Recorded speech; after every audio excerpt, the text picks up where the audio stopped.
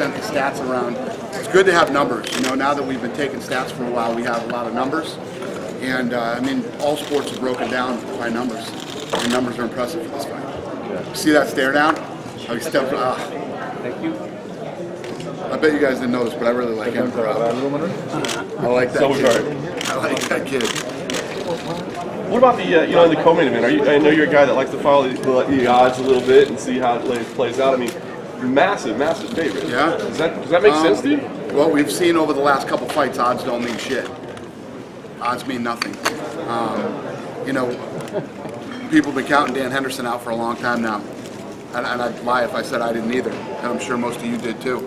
But he's got that one thing, that right hand is the equalizer, and it can change a fight in a minute, just like it did the Shogun fight. What kind of implications are you putting on the Jake Ellenberger-Robbie Lawler fight? Well, obviously, a lot of people think Robbie Lawler won that fight. I think he didn't. I think he was real close. So it'd be tough to say if Ellenberger wins, he wouldn't be next in line or close. When you look at the whole picture with Tyron Woodley and Rory McDonald fighting next at UFC 174, where do they stack up? Listen, I mean, the only way to say it is that division's never been more exciting. The division's full of killers and a lot of fun fights coming up. And as soon as Johnny Hendricks is ready to go, which should be soon, he can start training again real soon. We'll figure it out. Have you really had an update from him? Is a specific targeted time? Yeah, I was with his manager the other night, and he's doing really well. Really well. He's going to start working out again soon. You look at this as being a good stage for Barao. I mean, finally get maybe more recognition than he's had. Yeah, I think that, you know, Renan Barao is one of these guys, much like Anderson Silva, we forget. Nobody was talking about Anderson Silva either, and Anderson Silva wasn't being called all the great things that he's called today. It took a long time. It took a long time for Chuck Liddell. You know, these things don't happen overnight. There's some guys who burst onto the scene overnight, like a Conor McGregor, or, you know, but other guys take longer. I mean, when you look at the numbers and you look at Renan Barao's fights, it's all there. I mean, he's the kind of guy that I like to watch. He's a killer. He comes in and tries to finish you. Is there a specific number when it comes to Barao that you're most impressed with? I mean, 22-fight winning streak. Yeah, I mean, there's so many. Yeah, decade of. It's 10 years. It's like 35 straight fights. He hasn't lost in almost 10 years. Never been taken down in the UFC. His finish rate in those 35 fights was 70%. His finish rate as a champion is 100%. You know, it's very impressive. Do you think a lot of people today? Is it the weight class? Is it maybe he should learn English like they told Canelo? I've heard every stupid thing you could possibly hear. I hear he's do you not think any of handsome it's viable? enough. I hear he doesn't speak English. I hear he doesn't. Listen, if you're showing up to see handsome guys speak on Saturday, you're coming to the wrong fucking show. Okay? Dana, it is a question about Renan Barao speaking English, and I'm only asking this question because for his future and for greater stardom and crossover stardom, you know, Manny Pacquiao learned English helped him, and Anderson spoke more in English, gave him more fans. Without being facetious about your last answer, you know, it could be important to him to become more. Anderson Silva got more fans when he kicked Vitor in the face. That's when he got more fans. If he didn't speak English from that day to today, which he really hasn't, how much English has Anderson Silva really speak? I back everybody. I back. I mean, that's a sentence in English for Anderson Silva. At the end of the day, it's great when you have a guy like a Chael Sonnen, who's not only can speak, but he's entertaining, and he's, you know, that guy can actually go out and host television shows. He has a bright future in television. This is the fight business. The reality of having a ton of guys like that, it's not a reality at all. But in that, you mentioned Chael there, and in many ways, Chael. You know what I love about there's many things that I love about Renan Barao, but when you look at somebody like me, I'm like a hardcore fight fan. I like the guys, and I like guys who go out and try to finish. I like guys who go out and do what Renan Barao does. And this, you know, I saw some stuff on Twitter where you know, people were saying, you know, Renan Barao doesn't make enough money. He was washing his clothes in a sink on the show. We did a really bad job at setting that thing up and what that was really all about. It was almost like when you saw the prime time where Cain Velasquez was mopping the floors at the gym. You know, Renan Barao says he has this Spartan mentality where he doesn't want anything to be easy. He wants everything to be hard. He doesn't care if he's the champion or not.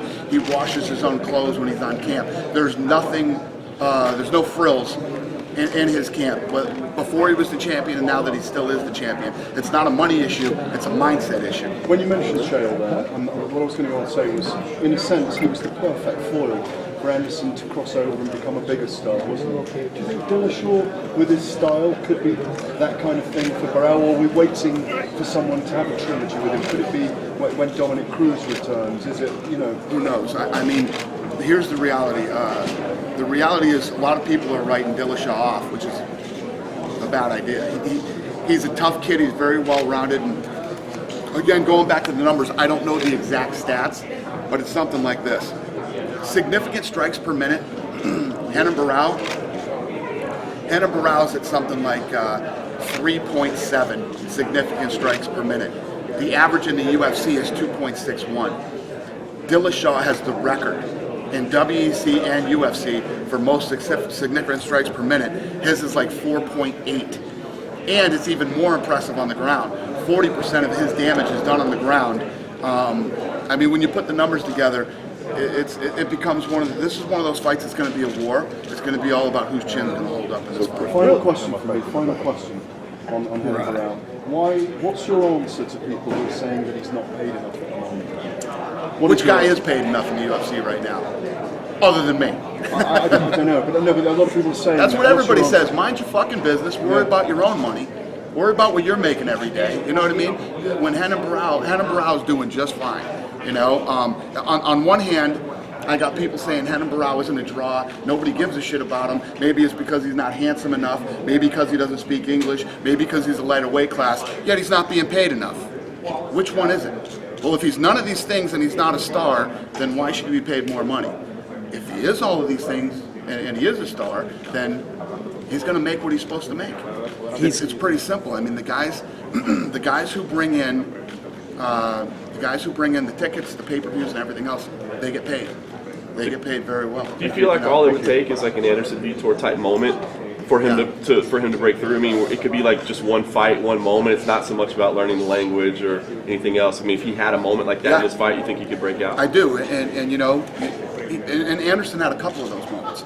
Anderson was getting, you know, all the smack talk that Chael did, and then Anderson almost lost the fight, and then he pulls it off with a minute 30 left, and then you hear about the rib injury after and all this other stuff. Then he does the Vitor thing. I mean, he's done a lot of amazing things in his career, which eventually got him open. Not to mention the fact everybody talking about him being the greatest ever for a long time, and him holding the #1 pound for pound for a long time. And yes, you know, Renan Barrow is a relatively new champion who's going to, you know, face a lot of adversity over the next several years. But I love how hungry and determined and how this guy comes out to finish. And there's just a lot of things that I really like about him. And basically all I'm saying is I think he could be that guy. And he hasn't been beaten in almost 10 years. Is he the #1 pound for pound fighter in your opinion? I mean, it's debatable, listen, but in your opinion. Here's the fun thing. Here's the fun thing, and I was talking about this yesterday. The fun thing about being a fight fan is everybody's a fucking expert.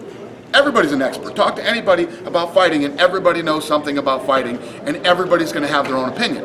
Now let's start a conversation about cricket. I'm out. Wow. I have no idea. I don't know anything about cricket and never will. So that's my point. Everybody is an expert, and everybody's going to have an opinion. Showdown Joe was in yesterday, and we were debating the pound for pound. Yeah. And he thinks the #1 pound for pound is John Jones. And I think it's Renan Barrow. But he made a very good point in John Jones' selection, which I have been on the fence with John Jones. And I mean, after his last fight, I was like, Jesus Christ, this guy's so good. He's so talented and so unbelievable. And what Showdown Joe said yesterday as well, he's beat more ex-champions. He's beat more guys who have held world titles. Very good point. Yeah, but there aren't any ex-champions other than Dominic at bantamweight, so how can you make that argument? Yeah. Pow. So And that's mine. And that's mine. I agree. So what tips it for you, Dana? Is it his efficiency, or what is it? No, because I believe that, and you guys know this too, I don't care who you are, I don't care how talented you are, every day somebody wakes up and goes, fuck, today's not my day. Everybody has that day where it's not their day. And in this sport, anything can go wrong. You can get caught in a bad position. And you can end up facing a guy who isn't necessarily the most talented guy on earth, but he hits like a truck. Or you can fight the guy who's just an unbelievable submission guy. Or you could anything can happen. It hasn't happened to him in almost 10 years. There's just something to that. And not only, you know, that being said, to get up for every fight.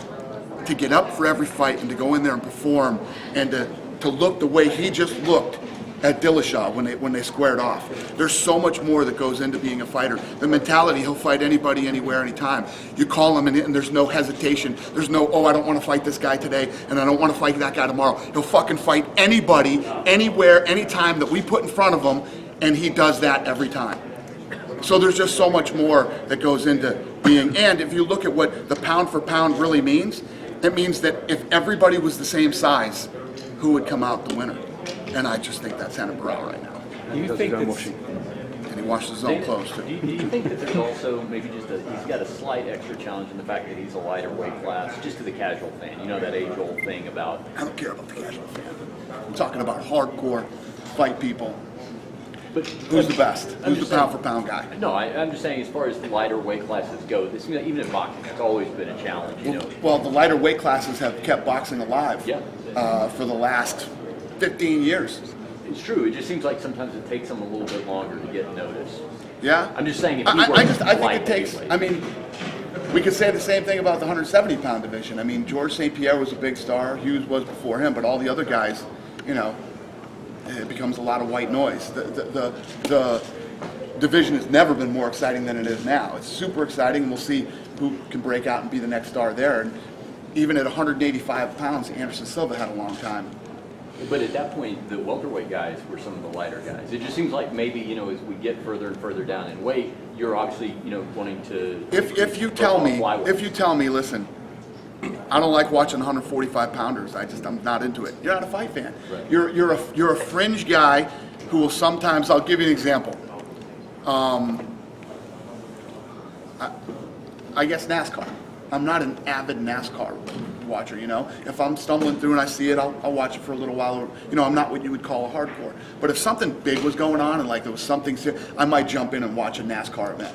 Right? Those are the kind of people that say they don't want to watch 135 pounders fight, or 145 pounders, or Mighty Mouse, who is one of the best in the world too. So it's just, you're never going to win that argument with a person who isn't really a hardcore fight fan. when you look at this streak that Barao is on, is it comparable? And I know I'm reaching here, but I mean, do you look at it like DiMaggio, the 56-game streak? I mean, Yeah, it's definitely like that. I look at it like that. I look at it like Floyd. You know, Floyd hasn't been beaten 17 years. You know, and you can criticize Floyd up and down, and I hear it every day too. You know, and I take my shots at boxing every once in a while because I say what I feel in my opinion on the sport sometimes. But the one thing that you can't deny, Floyd has got up out of bed on Saturday morning and gone in there and beat everybody he's ever faced, and he's done it for 17 years. It's a big deal. It's very hard to do. Do you think with Floyd, just on this point, you know, George steps aside, and you're getting excited. You get the Wild West of the welterweight division. When Floyd goes, there's a load of guys stacking up there. Do you think that'll be very exciting? The most exciting division in boxing? It could be. It could be. We'll see. Dana, do you subscribe to the notion that it takes two to tango? You know, Ali and Frazier elevated each other. Chael helped elevate Anderson, and maybe Barao hasn't had someone to help elevate him. And if he gets to a war, if he has a rival, look at Jones and Gustafsson. Do you think maybe that's what's missing with him? Yes. Yes, you know, he hasn't. It's like I said, he's a relatively new champion. He's held the belt. You know, he's on his fourth title defense. Yeah. Do you think that person could be Dominic Cruz, and when do you expect him back? I don't know. You know, Dominic is. I don't know. Poor Dominic. Do you think that Dominic Cruz could be the guy to really give Barao a huge fight? I don't know. If you look at, here's the problem with Dom. He's been out for a long time. There was a huge rivalry between him and Uriah Faber, where they went, and you see what Barao did to Uriah Faber in the last fight. You know, whether you think it was stopped early or not, he did that to Uriah Faber. Aldo didn't do that to Uriah Faber. You know what I mean? Pretty impressive. What do you think? And Faber, when he did that to Faber had never looked better. He was coming off an unbelievable streak of just looking phenomenal with knockouts and submissions. Sorry, go ahead. Do you ever picture Jose Aldo? I know we've seen them sparring, but do you ever picture Jose Aldo and Renan Barão together? And how do you see those two? And where do they rank? You know, you know me. I'm a guy that's always like, listen, you're all gonna fight. I don't care who's who and who likes who, to prove who the best in the world is. But those two are two different weight classes. They're not even the same weight class. I see a time where Aldo ends up fighting Pettis probably, and then probably Barão would move up. Or Okay, thank you. you know. So when Dominic does come back, and what if he says to you, Dana, I've been studying this Barão guy. I'm the man. I'm the It's man on. to beat him. It's on. How could I? The last guy on this fucking planet I'm ever going to deny is Dominic Cruz. He's had enough bad news over the last 2 years. He's not going to get any bad news from me. Yeah. So you haven't had any conversation with him like that, you know? 'Cause No. It does seem like, you know, in the headlines when you talk to you and you talk to him, that conversation hasn't taken place yet. It hasn't. No, it's and true. I know that he's trying to get healthy. There's no but you sense in haven't- having a conversation with him till he's ready to fight. You know? Knowing him the way you know him, do you think at the end of the day he'll want to fight for a title in this first fight? No, I wouldn't. It's not even about fighting for a title. The question is this: do you want to come back and fight Renan Barão, your first fight back, after a 2-year layoff? That would that. What if it was that's the TJ real- Dillashaw? What if Dillashaw wins? Yeah. I mean, would you feel better about him going against Dillashaw than Barão? I don't care who he wants to fight. I'm just saying personally, if you ask me, that's not the guy I'd be running around trying to fight after a 2-year layoff. I'd want to get back in there. I'd want to see how I feel, see if I'm a little rusty, you know, work out the kinks. And you always say it's not your job to advise somebody, but you're saying if you were advising them. I'm not advising anybody. My personal opinion. Dominic Cruz can come in and fight whoever he wants when he comes back. But I think to Brett's point, Brett was saying, knowing Dominic the way you do you think he'll think that way? Or do you think... I think Dominic is definitely a confident, cocky guy. But listen, I don't care how mentally tough you are. I'm surprised the guy isn't suicidal already. I don't care how tough you are. The stuff that has happened to this kid is just, it's beyond belief. He literally got his lottery ticket ripped up. He was the champion coming off the Ultimate Fighter, going into the Chael Anderson fight, and he gets a piece of pay-per-view. Have you had a conversation? That was a big payday. That was the payday of a lifetime for him, and he had to miss it. You spoken to Eric Del Fiero about it at all? Because I he's haven't. kind of said recently that they are definitely easing him back gently. Yeah. Believe me, when it's time, they'll call me and we'll talk and we'll make a plan. Dana, But there's no sense in talking about it till he's ready to fight. on the flip side, from your estimation, where you sit, are you surprised that alpha males getting their success are parting ways with Bang Ludwig? Because I knew you were kind of very complimentary of him. And this Well, is- you know, if you look at a guy like Bang, you know, he's been very successful with them. He was a successful fighter, and obviously he's a really great coach. You know, you start looking at, well, maybe I should go out and open my gym, and you know, everybody looks for bigger and better things.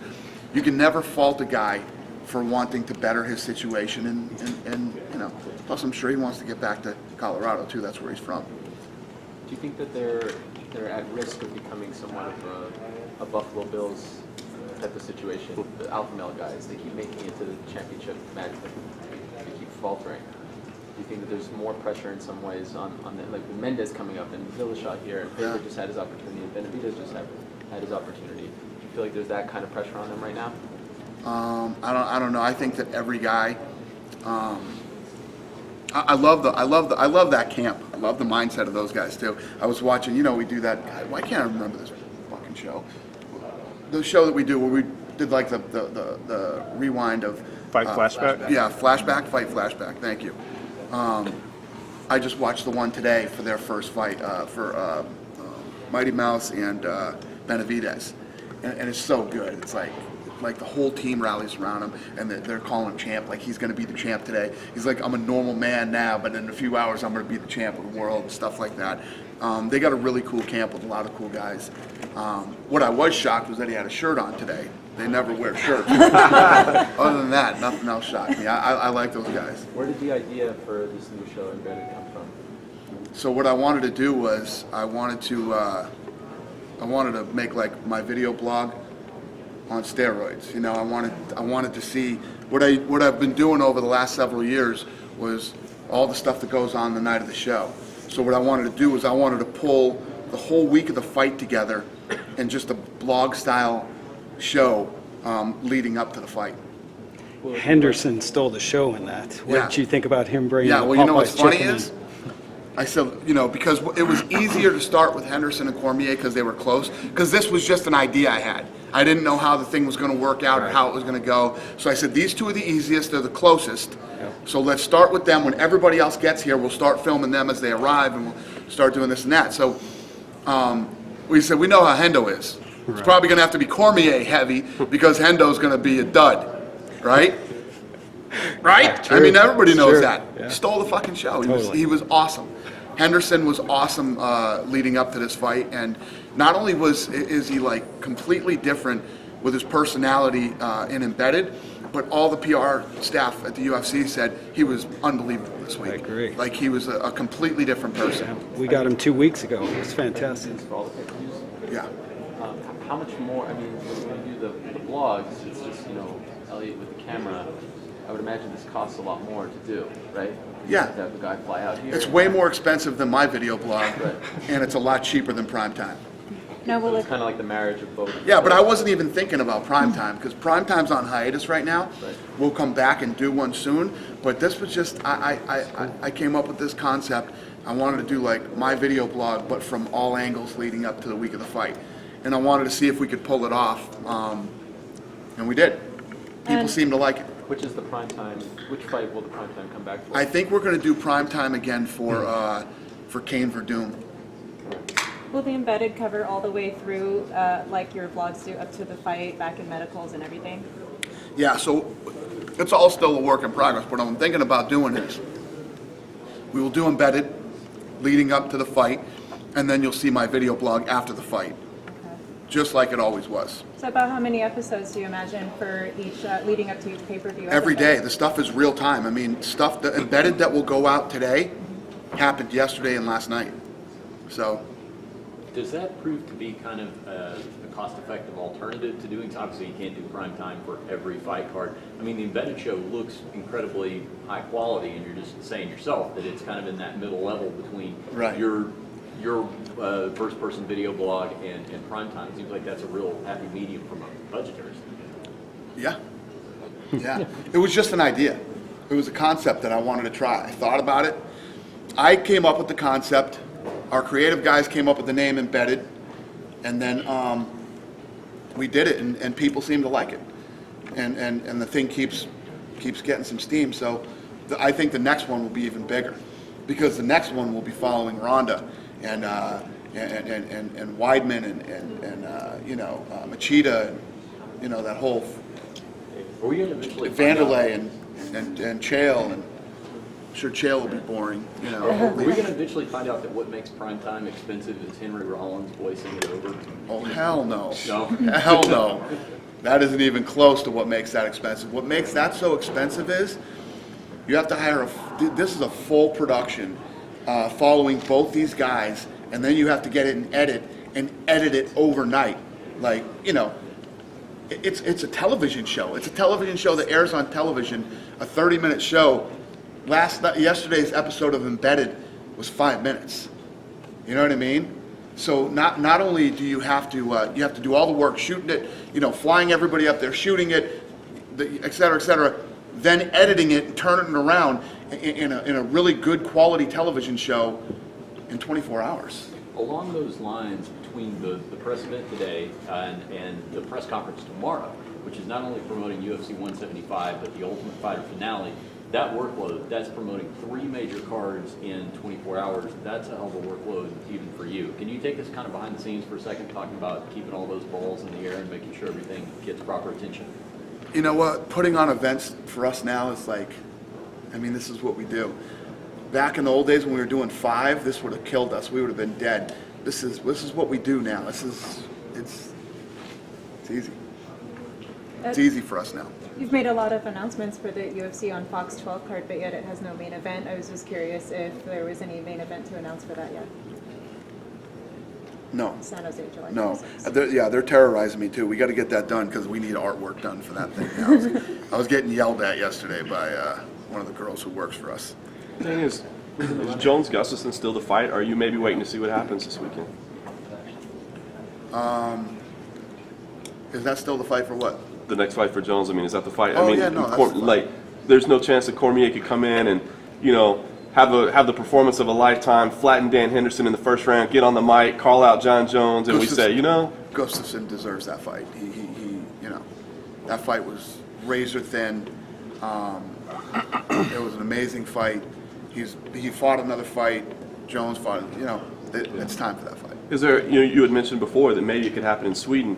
Where are you at on that? Could it still happen in Sweden, or have you decided it's going to be a Las Vegas show, or a local show, I should say, a domestic show? Right. You have to watch him bet it today. That's going to be it? That news? Well, yeah, all the shit that went down today in the office. Oh. Yeah. So both Hendo and Cormier said that if they win, they're next for Jones if he gets by Gustafsson. Do you agree with that? Hendo, I mean, obviously, if Hendo pulls off this upset, it's huge. Huge. He pulls off the upset against Shogun. He pulls off a huge upset against Cormier. We'll see. He said Gustafsson's next, and then we'll. He said he was told that if he takes this fight, he gets a title shot. Yeah? That's the reason why he took it. Did he? Maybe he was. It sounds like you're not saying that's 100%. Maybe I lied to him. I'm kidding. I don't know. We'll see what happens. It's just stupid to talk about now because he's fighting Gustafsson. I mean, that fight's not going to happen till fall, and you know, this fight's happening tonight. He's still got to get through that fight. Then we see where he's at. You know, who's to say that Cormier or Henderson, whoever wins this fight tonight, doesn't want to fight one more time before? We'll see what happens. Or if they get hurt, I mean, anything could happen. So talking about what's happening after this guy fights this guy, I hate doing it. I hate doing it as bad as I hate talking about the fights after the fight. Let's change subjects. BJ Thank you. Penn coming back. That's a pretty cool deal. I mean, what? Did you Penn? BJ Penn. Oh, BJ coming Penn, yeah. back. Give us your thoughts. I mean, he's done so much for the sport, and here he comes back. He's fighting at 145 now, which is just BJ's a crazy. unique guy, always has been. You know, he's been literally been a staple in this company since the day we bought the company. I mean, he was one of the first guys that Lorenzo and I made the decision to bring in as a fighter. And yeah, I mean, I've had my moments with BJ. You know, BJ's a nutty guy. But unlike the other guys that I've had my moments with, BJ's a good kid, and you can work it out with him. And there isn't too much I'd say no to him. Yeah. For. He called and asked for this opportunity. I called Frankie. I said, I didn't say no. I said, let me call and ask Frankie. And Frankie gave him the opportunity. So. Dana, speaking of guys who've had moments with, Tito Ortiz said he wanted to be taken out of the UFC Hall of Fame after his fight on Saturday. Is that anything Gives you a shit advise what him Tito on? wants. Does anybody really give a shit what Tito wants? You know, good for Tito. Let him stay over in Viacom MMA and make some money and try to stay relevant. And, you know, I don't care what Tito wants. So he stays in the UFC Hall of Fame? I don't care. I don't care. You know. Has the Hall of Fame become almost a headache? You know, No. because it's a cool idea. All sports have it. But when I ask fighters about it, hey, who do you think should go in next? I don't even know who the hell's in it. I Right. get a lot, you know. Right. For you, has it just become No, kind of a headache? it's just sort of a way to honor the guys who have, you know, who have been here. And really the way that we've done it is guys who've been here since we've owned it.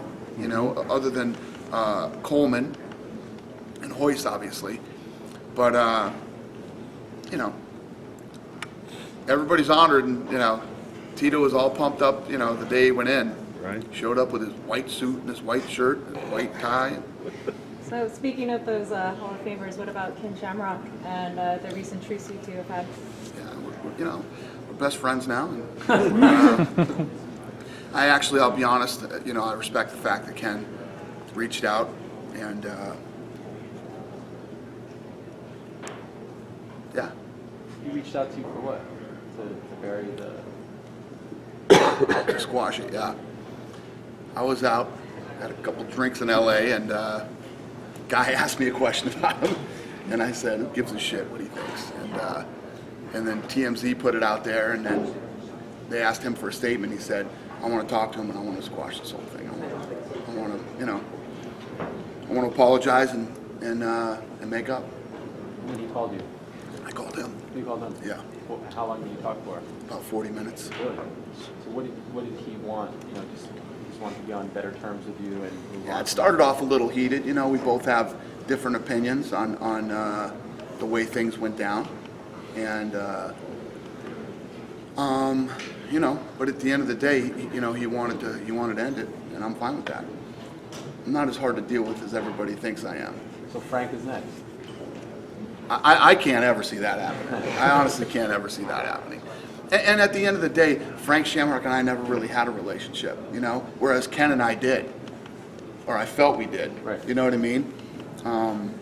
But Frank and I have never had a relationship. He's too far off the reservation. Dana, now they have all your teams together for Top Latin America. What are your thoughts about it? Now they have what? The teams together? Yeah, no. What can I you say? said it at the press conference down there, and I'll say it again now. I knew that this season's fights were going to be awesome.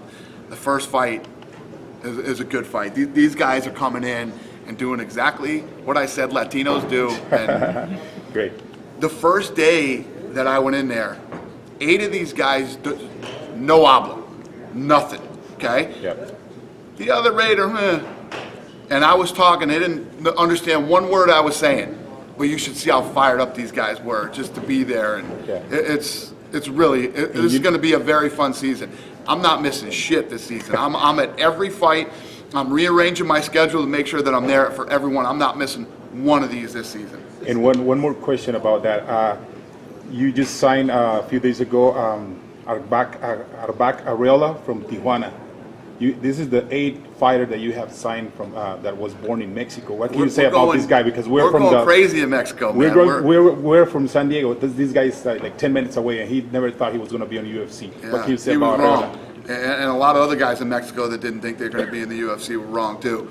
We're going crazy down there. It's exciting. I've been waiting for it for a long time, and it's all happening now. And everything that I thought is coming true.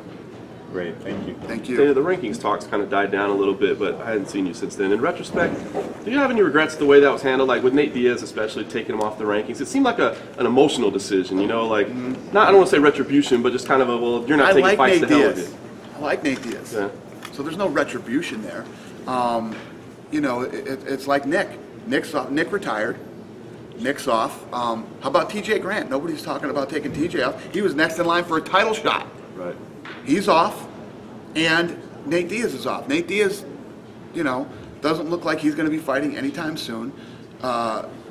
These rankings are there for these fighters to get ranked to get title shots. Why would you leave a guy in the rankings that's not fighting in an active? Well, I guess everybody points to like Dominic Cruz is still on there, and obviously, Well, top 10. Is Dominic Cruz in the top 10? sure, but so is Nate I Diaz. think he's right? 11th. Last time I saw it, I think he was 9. 9. Was he? Yeah, last time I looked, he was 11. Oh. And, you know, that top 10 spot, we eventually, actually, Dominic Cruz is the reason I started doing it. I let Dominic Cruz stay on there the entire time. He was like ranked number 1 the entire time for the last 2 years. It's probably within the last 3 or 4 months that he's fallen out of the, you know, out of the top, you know, at one point he was out of the top 10. He's back in now, I didn't notice, but that was really the thing that made me decide I can't do this again. I was as good as I could be to Dominic, you know, for this long, in many ways, tons of ways. And, you know, these guys aren't going to take up these spots that these other guys who are actively fighting, it's just not fair. You feel like there needs to be maybe some kind of definition or something, Well, 6 months, 12 months, whatever The it is. day Nate Diaz comes back and fights, you guys make the rankings, you put him back in there, and he pops in wherever you guys rank him. Right. Do you feel like there needs to be? Same thing with TJ Grant and anybody else that. Just so it's like transparent and easy to see, do you think maybe there needs to be a rule like, hey, we'll cut it off at 9 months or 12 months or Guys, this of thing inactivity? is, first of all, when we talk about stuff like this, it's not like baseball. It's been around for fucking 100 years. This is all new shit. You know, the rankings, we just started doing the rankings, how long ago was that? A year ago? You know, less than a year ago? So all this stuff is all a work in progress, and it was in no way a retribution to Nate Diaz. I said it to you guys 50,000 times. If Nate Diaz doesn't want to fight for the next 3 years, he doesn't have to fight. You can't force a guy to fight. You can't force a guy to fight. He came in, signed a contract, and was happy about his contract. But it's always the same thing with the Diaz brothers. I didn't know what I was doing, and I don't know anything about anything, and you know, I don't know how to do this, and I don't know how to do that, and it's just like, okay. I mean, what's Nick now? Nick's 31, 32, and Nate's a couple years younger than him. I mean, what do you do? They're grown men. You said last night you'd make Nick versus Matt Brown, which I think is a fight that a lot of people want to see. Obviously, Nick's on the sidelines. Have you reached out officially? But Nick's retired. You know, Nick is retired. He's made it very clear that he's retired. But my point was that was me responding to Nate saying, I want to fight Matt Brown. I think we'd all like to see that fight. Have you guys reached out? Has anybody He's reached retired. out? He's retired. He's made it very clear he's retired. So you just wait for him to call you, basically? We kept offering Nick Diaz fights. And Nick said, I'm retired. I don't want to fight. So you're You know? done picking up the phone, basically. When he's ready to fight, he'll let me know. How about That's my point. Well, you guys, that's what everybody doesn't understand. You don't want to fight. Okay, don't fight. You know? But you can't take up a top 10 ranking if you're not fighting. Have you had any progress with Nate? No. But don't ever think that it's retribution, like I'm trying to, you know, it's pretty clear. It seemed like a knee-jerk The reaction. guys that I don't like, pretty clear.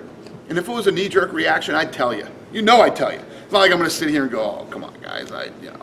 This is the way we run the rankings. We do, it's not, I don't dislike Nate Diaz. Never have. I can't see a situation where I ever will. It's just, the guy doesn't want to fight.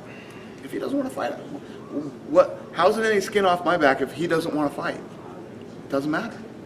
We got tons of guys that do want to fight. When Nate Diaz is ready to fight, he'll let me know.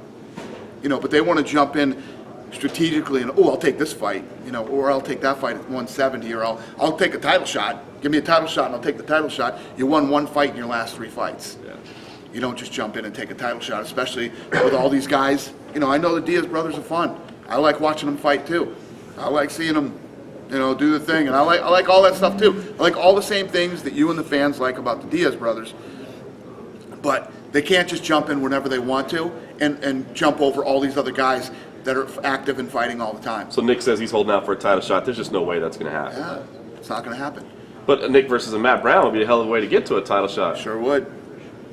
Beat Matt Brown, probably line you up for a title shot. Do you got any other ideas for Matt? Because those were kind of the two favorites. Nick Diaz and then Hector Lombard was the name that was thrown out a lot. It looks like he's We don't. We'll get it figured out though. We'll figure it out. Has Matt turned into one of those guys that are contacting you ever since he fought? Or No. He just said it that night after the fight, but no, he's. I'm sure he's home spending his money. He had a good night that night. Any update on Gina? Nothing on Gina. I owe Gina a phone call. How about Kat Zingano? She's training now, back to work. What do you think about making something for her soon? Yeah, I'm happy that she is, mentally back in a decent place. I wouldn't say good, but at least a place to get back in the gym and start thinking about fighting again. Have you made a decision whether she maintains that number one Yeah, status? she's number one. She's number one. She's probably going to have to take a fight before that, but So she will have. She won't get back into a title fight. Probably have to take one more yeah, fight. she'll probably have to take a fight. She's got to make some money. She's got to get back, let people see her again. Yep. Dana, sorry, back to the Gina thing. So you say you owe her a phone call. Yeah, she called me a couple days ago. I owe her a phone call. What did she want to talk about? I'm sure. I hope UFC. Right. You were just too I busy. don't know. Yeah, she left me a message and I owe her a phone call. Are you going to invite her? You said you were considering inviting her to the Ronda fight. Yeah, I did not invite her yet. What about Holly? I got Holm? time. Yeah. What about Holly Holm? Yeah, we're talking to her. It's going better. Yeah, I think so. What changed? Been a very long negotiation for somebody you'd never heard of. What changed? Because at first it seemed like it wasn't going well. I think I'm not involved. I think that's what changed. Who is? Yeah, Sean's doing that. Oh. Yeah. What Gotta about- get me out of those. What about GSP? You talked to him in a while? Lorenzo did a couple days ago. He's doing good. Any word? He's all over the place. I saw him at the Clippers game. Yeah. I went to the Clipper game. He was there. He was at the Billboard Awards the other night. GSP's having fun. What about Vitor Belfort? He's been I cleared haven't in seen or heard Brazil, from and him. Yeah, I haven't talked to him. so would you consider him fighting in Brazil before he Yeah. fights in Nevada? I'll consider him fighting anywhere. Yeah. Wherever he lands, he'll land. And He would Misha, still talk to Nevada to get licensed first, regardless of where he went. I think it's all going to work out. I'm telling you, the whole Vitor thing, you guys know, Vitor drives me nuts, But Vitor has gotten a bad rap on this whole thing. He's gotten a bad rap. but didn't he bring up some of it on himself by not releasing the test results? I mean, don't you think he's brought a lot of negative attention to himself with this whole situation? It seems like he's being secretive. Yeah, he's not, though. He's not. When he showed up in Nevada, the thing that was bad about that is he showed up and they're like, "You're on testosterone?" Yeah, I'm on testosterone. Everybody knew it. You shouldn't have come to Nevada till you were off it. I'm so glad that TRT is gone. It's just so much better for the sport. Do you see that test result as irrelevant, like his lawyer says, knowing kind of everything that's going Absolutely. on? You think It's absolutely irrelevant because I'm telling you right now, we tested the shit out of him before every fight he fought. I told you guys, I don't remember at what point it was. I said, believe me, we're gonna put him through the ringer with the TRT thing, and we did. And he complied to everything he was asked to do. He was tested. He was always within his limits.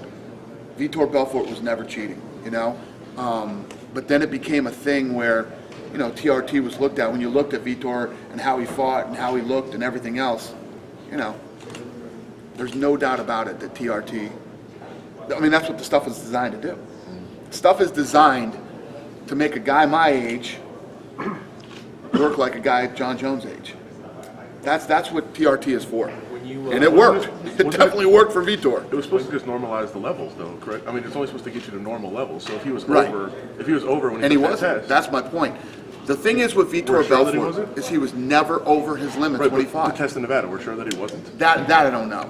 That I don't know. But that, I think that's what people are fired up about. That But nobody knows what the point is, here's the thing. Let's say he came into Nevada and his levels were off the charts. He wasn't fighting. Came in here to talk about getting licensed, and the thing was, welcome to Nevada. You want to be licensed here, you have to stop taking TRT. As a guy who's not fighting, you can go around and do whatever the hell you want with TRT, I right? still don't want to get to those elevated levels. Huh? Still don't want to get that elevated levels because that's what you've always said. It's going high when you're not being tested and then Let coming me tell down. you, do you guys realize what happens when you go high? When you jack yourself up to those type of levels, and then you stop taking TRT altogether? You can ask any doctor what happens to you. Body crashes. Basically. Yeah, you're done. You're done in every sense of the word. Physically, emotionally, mentally, sexually. Everything. You're done. Why is it taking so long to get back? Like if you see Dan Henderson, he fought in Brazil with TRT, and he's fighting right now without TRT. Yeah, I know. All these guys are. So is Chael. Why do you think he's taking so long to get back? I don't know. So when you I don't say know what he's doing. I honestly have not talked. The handling of the Nevada State Athletic Commission is Vitor Belfort's problem. But It's not my problem. I'm not dealing with it. I'll hear from Vitor when he's got it all taken care of. And He said in an interview last week that he had everything was ready to fight. that's awesome. Good for him. So when you say it's better, are you referring to Keith Kaiser's resignation? What? It's better. What? How they're handling the TRT and No. I'm saying it's better that it's gone. Yeah, the TRT is gone, not Kaiser. So you were just waiting on him to call you and let you know that's okay. How are you going to know that he can fight? Do you have to wait for Nevada to give you the green light? Whenever he's ready. But how you are going to know that he's going to call you or Nevada? I don't know. Okay. I don't care. That's up to Vitor. Vitor's going to have to handle his stuff when he's ready to come back. He'll get Nevada situated, and So you're not offering him anything until he has a license to fight in Nevada, basically. Yeah, you guys were more concerned when Vitor was on TRT and what's Vitor doing, and now Vitor's not here, and you guys are all, where's Vitor? When's Vitor? I do don't you have know. him fight in Brazil? When Vitor before then? gets situated, he'll come back. Can you also talk about Aldo and Chad Mendes, the rematch? Yeah, I think Mendes is a little beast. I think that's a fun fight. Hopefully, it goes longer than the first one did. The episode of The Ultimate Fighter finally aired, so you can talk about it, right? Yeah. What a bizarre situation. Yeah. What'd you guys think of that? I was there. I lived it. I'd rather hear feedback than. You heard everything I had to say about Well, I it. struggle to understand where somebody came up with the idea that it's okay to just circle a name. Like, where was that in the rule book? Is that crazy? Yeah. Why take points away? Why have a referee? Why have judges judge the fight, score the fight while it's happening? If you go, who do you guys think won the fight? Well, I mean, is this And how about this? How about this? When you ask, who do you think won the fight, and you're a judge, I would have to say, well, when I think about it and if I follow the rules, my colleague, the referee, said that that was an illegal blow, so he lost the point. I guess I would have to say this guy won the fight, right? It was crazy. I was there that day. So that fight, the fights always happen at 4 o'clock. I was there when it was dark. It was dark before I left there. It was like 9:30 at night. That was so crazy. And then how about like BJ Penn's team? He's like, get out of here, jump in the van and go back to the house before they realize how stupid this is. Yeah. Well, I mean, is there any kind of special stipulation? Like, I thought maybe there's a special stipulation in the tough agreements because you can't have a draw, that if there's a draw, the judge is expected to determine a winner. I mean, is that anything that you guys write into the contract or the exhibition bout agreements or anything like that? Yeah, so let's say, okay, if at the end of the second round the judges declared a draw, we go to sudden victory. If that round's a draw, you do one more round. That's how it's supposed Guys to work keep out. fighting till there's a winner. Okay. I mean, that's the way it should work. But at the end of the day, the judges, I mean, they have to pick, and again, I said this last night on Fox, I mean, the bigger problem and the bigger issue here was that Mazzagatti is such a bad referee, you know? Nothing personal against the guy. I don't know him. I have my only bad feelings toward Mazzagatti is that he doesn't belong in there with these big fights. He just doesn't belong there. He has a lot of work to do to become a legit referee. And, you know, there's other guys that are going to make mistakes, whether it's you know how I feel about Herb Dean. I think he's the best. But whether you have another seasoned guy in there like a John McCarthy or any of these other guys, the difference is when those type of people are in there, you feel like somebody has control of the fight. There's control inside there. When Mazzagatti's in there, it is a fucking, you don't know what's going to happen. It's craziness. It's a circus. The guy never has control of the fight. And there's times when I look at him in there, you know, because he drives me so crazy, there's times I look at him and he's just like, I'm like, is that dude doing his grocery list right now? He's thinking about when this fight's over. I got to go pick up some milk. I got to get some eggs. Call the wife, see what she needs. I mean, that's what the guy, he has that look on his face sometimes, that it's just, he doesn't know what's going on. I think you said last night that you said if there's a positive, you think that was the moment that things kind of changed with Nevada, that it helped affect change. Are you saying that you think that's the final straw that changed the executive director position, or are you saying an overriding attitude, or what changed because of that? Yeah, I think that that the higher ups saw that you know, it wasn't just that moment, but it was the Pacquiao fight before that. There was a laundry list of things that kept occurring in fights in Nevada, and you know, yeah, that was. When was that? That was the last When was straw. that? Like, do you remember what The month date? it was? No, the month. I don't know. He can get you that information. I was just curious if it was around the time of UFC 167, because you were very upset with Nevada then, and I feel like now looking back, maybe that's why you were. Oh, there's no doubt. It was There's around no that doubt. time. Oh, there's no doubt. You're absolutely right. Yeah. It was just all that shit that kept piling on. And then, you know, you guys see the fights that everybody sees, and I go crazy. But I'm dealing with all this other shit, too, that you guys hadn't seen till recently. For that matter, there's a controversial. But that's what used to drive me crazy. I'm sorry. The other thing that would drive me crazy is Mazzagatti would make all these mistakes, right? And there he is again. Right. How the fuck is this guy here again after what just happened the other day?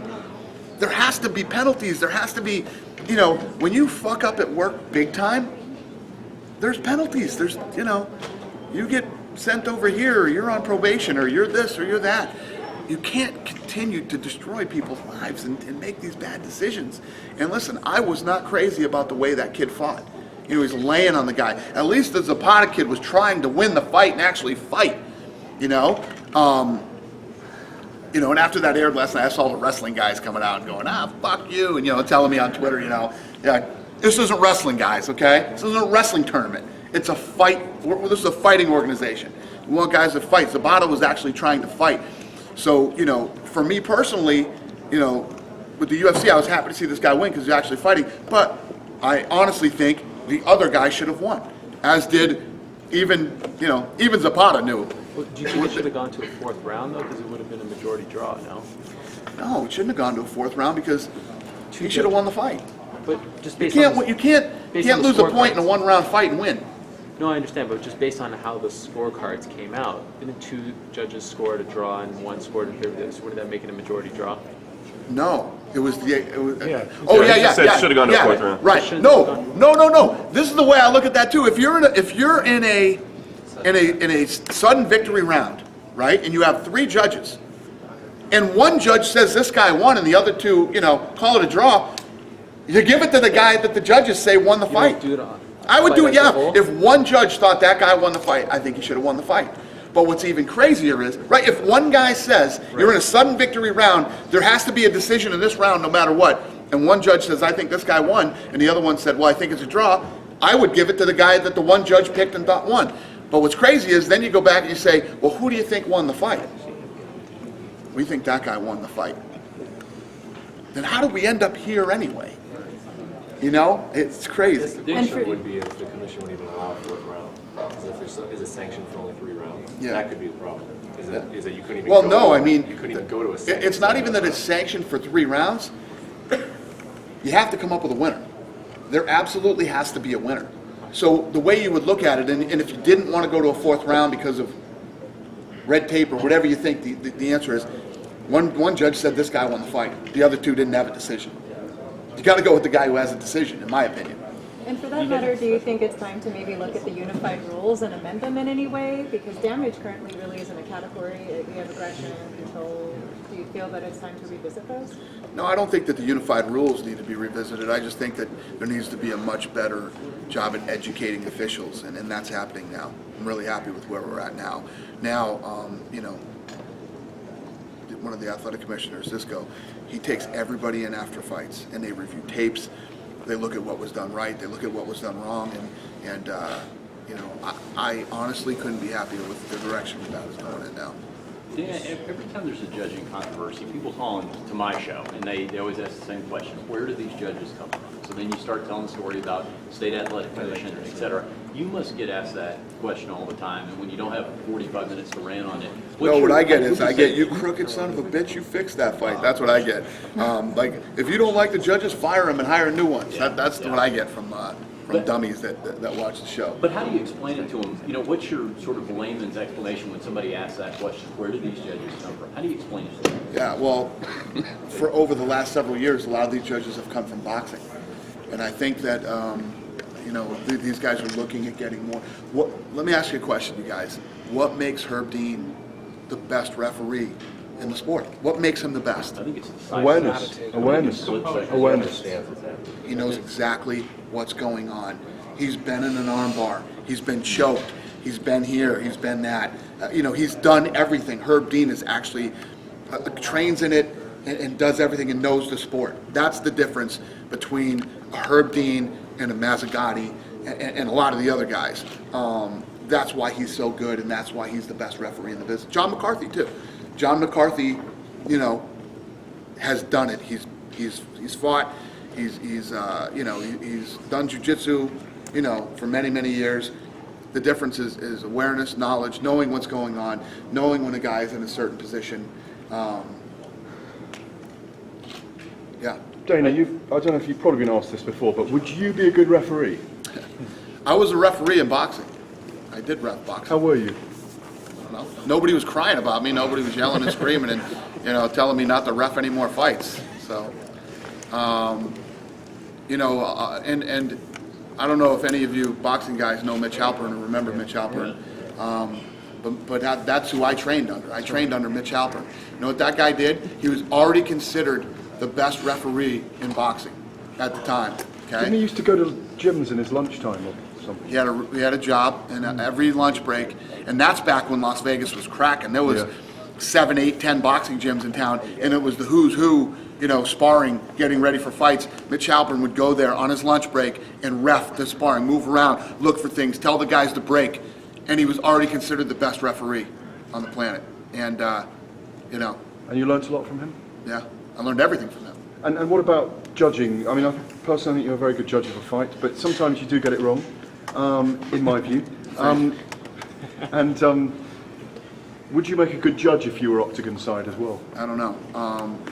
I would like to think I would. I mean, I think most of the time. There's been times though where I've walked into the press conference and we've disagreed. You know, there's been, whether it was you, whoever, we've had our disagreements, and that's going to happen. That's absolutely positively normal in the fight business. The ones that are bad are the ones that everybody's like, are you kidding me? How is this possible? You know. Dana, the deadline for New York is next month. Do you think it happens this? I'm not answering any New York questions. Who knows with New York?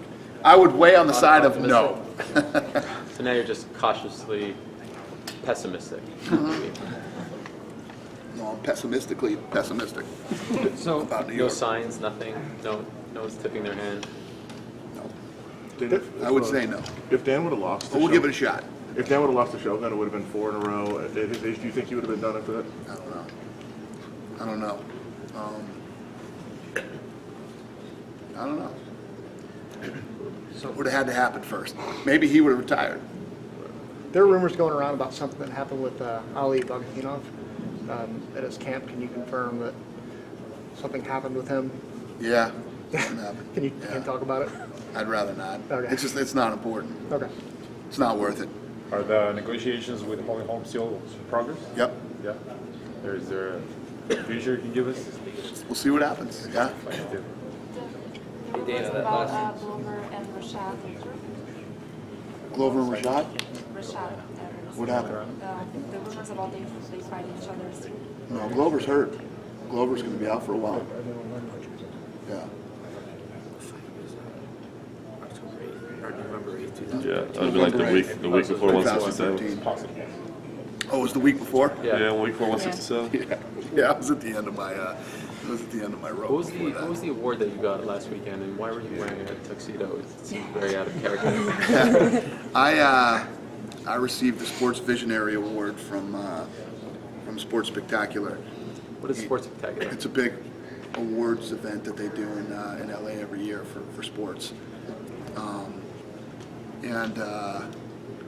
I don't know, I decided to wear a tuxedo. Me and one other guy had a tuxedo on. And the other guy that had a tuxedo on, Jim Hill and who else? Jim Hill and it was the basketball player that used to be on Best Damn Sports Show. Sally. They lied to him and said they were wearing tuxedos, so that's why he wore a tuxedo. So Was this a big deal to you? It seemed from that brief clip like you were very humbled by this. yeah, you know, this is a big award show that, you know, everybody was there. I mean, everybody. There were so many people there from sports, and all the networks were there. And, you know, they do this thing every year, and to finally be, you know, for us to be there amongst all the other sports, and you know, it was a big night. And Who decided to give you, who votes on this, or who's the one? Is there a committee? I have no idea. I have no idea. Fox called me and said, hey, there were only 3 awards that night. And they said, these guys are honoring you. It's a big deal here in Los Angeles. You know, you should go. By the way, don't worry about having those big transparent plastic bags because we all use them now for our toiletries. Do you know that? Let me tell you what the point of that was. The point is I have a shave kit. And the question was, where's my shave kit? You know? And it wasn't in there. Every event we go to, there's something missing somewhere. Elliot. So when you picked up the transparent bag, it wasn't all there, was it? Was that the problem, that it wasn't quite... Yeah, it's not that the shave kit's like, there's always something missing. There's always a piece of the puzzle gone. Always. Maybe you should pack yourself then. Yeah, that ain't happening. I show up to the FX shoot the commercial, and I have a blue suit with a black shirt. That's my stylist right there. Yeah. Hey, Dale, when you ran into George, I didn't. Oh, you said you didn't. I was sitting on this side of the court, and he was over on the other side of the court. I saw him over there. No. So Dana, Ron has proven extremely popular. With the 115-pound women coming in, is this a great opportunity to get some significant growth out of the women's side of the sport? Yeah. Especially in the U.S.? The growth on the women's side of the sport has been astronomical. what we've done with women in combat sports has never been done in the history of combat sports. The growth is unbelievable. And I think that these women, you know, you guys all know the women that are coming. They have amazing personalities. They're talented, and it's going to be interesting. Are you happy with the cast that now that you Really got happy with the cast. Really happy. Is it not a question of if they'll win if you guys have 145 or 125? I mean, is that No, I think it's going to be a long time before long that time, happens. but I mean, it'll probably most likely happen. Think about when we first bought this company, there wasn't a 155-pound division. You know, the whole going back to Tito thing, when Tito was freaking out about, they took me off the thing, and didn't take him off anything. Him and Chuck's fights at that time were middleweight. They weren't light heavyweight fights, they were middleweight fights. They weren't at 205, they were at 199 pounds. You know, but it took a long time for all of that to really come together. And I think it's going to be a long time before we add more women's weight classes too. These two weight classes will be perfect for a while. Because the other thing is you got to have enough talent to fill those divisions. What are you going to do next week with the two shows? Are you going to be at either show, or are you staying back at that? You know, I'll be in Germany. I'm going to Berlin. Okay, and then how are you going to? Because you always say that in Vegas you can oversee a show. Right. So be in Germany. How are you going to oversee Brazil? Yeah, because I don't know what the time difference is or how these are going to air, but we'll figure it out. It starts like right after, so Paulo starts like almost. So you'll have the same capabilities What's it? Oh yeah. in Germany? Oh yeah. Yep. How do you choose which one you go to? For this one, Gary Cook begged me to come to this one. He's like, dude, I need you out here for this fight.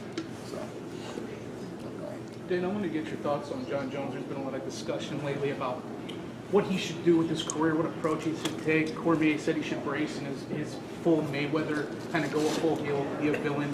I'm of the opinion that would probably make you guys a lot of money, make him more money. I know you don't like to interject yourself, but do you have an opinion on that? Maybe what you would like to see from John? No, as far as John Jones goes, I mean, wherever he goes with his personality and how he is, I mean, the thing about John Jones, and the only thing anybody should care about, is how good he looks every time. He gets better every time he fights. He looks so good in that Glover Teixeira fight, and believe me, when I talk to guys like Chuck Liddell, who have been with Glover for so long, I mean, Chuck was like, what he did to Glover is very impressive, because I know what Glover, who he is and what he's really got and what he's capable of, and the fact that Jones did what he did to him is pretty damn impressive. But as we saw with Anderson early in his career, even up until later points in his career, it took foil for him to really draw. His fighting didn't speak for itself. In some ways, it seems It did, though. I mean, that's the thing with me, with Anderson, like I am with Barão now. The things that Anderson Silva used to do, you didn't see anybody do that. You didn't see people do what this guy did. And everybody kept talking about how weak his ground game was, yet, you know, nobody was submitting him, even really good submission guys. And, you know, and Anderson had a couple of bad moments. You know, Abu Dhabi was horrendous. But I think Anderson Silva's fighting did speak for itself. And John's is unbelievable. Can I ask a question about, you said about the cast for Tough 20? The cast? Yes. I thought you said cars. The cast, Yeah. my dear. Could you just look into that camera and answer it? Joanne Calderwood. That camera right there, sorry. That's a camera? That's a camera. Okay. Joanne Calderwood. Joanne Calderwood, the Scottish girl. Yeah. Could you tell us a little bit about her, what you thought of her when you met her? Do you remember her? Yeah, I remember her. But here's the reality.